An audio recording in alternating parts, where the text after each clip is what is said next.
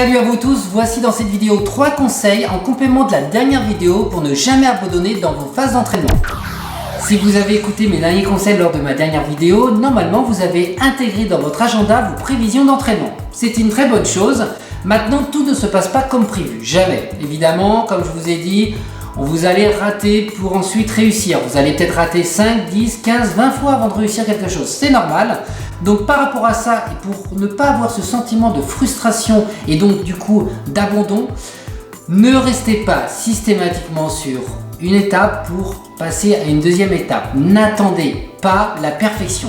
La perfection d'un produit n'existe pas de toute manière. Alors, ce qui est important de se dire, c'est voilà, je vais réaliser une technique.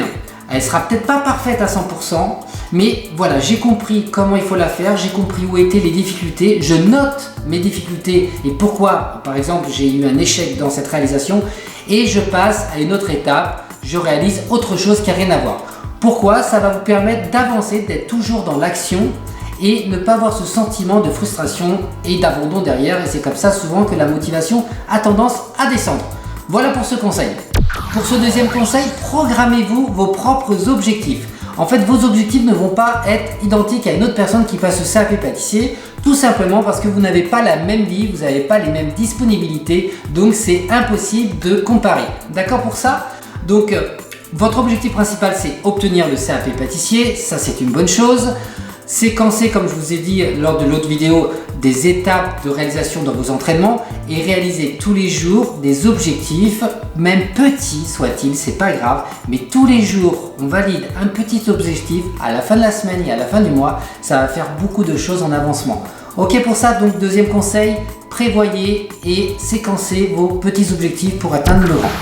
Et pour finir, voilà le troisième petit conseil, et je l'ai déjà cité, je le cite tous les jours à mes élèves, je le cite tous les jours à tous les gens qui me posent des questions, soyez organisés.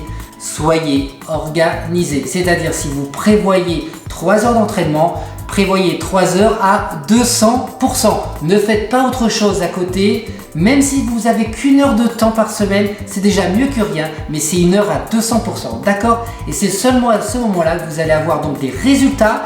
Même si vous avez des échecs, les résultats vont arriver et vous allez obtenir tous vos objectifs. Voilà, en tout cas, ne lâchez rien et je vous dis à très vite lors d'une prochaine vidéo. Salut, ciao!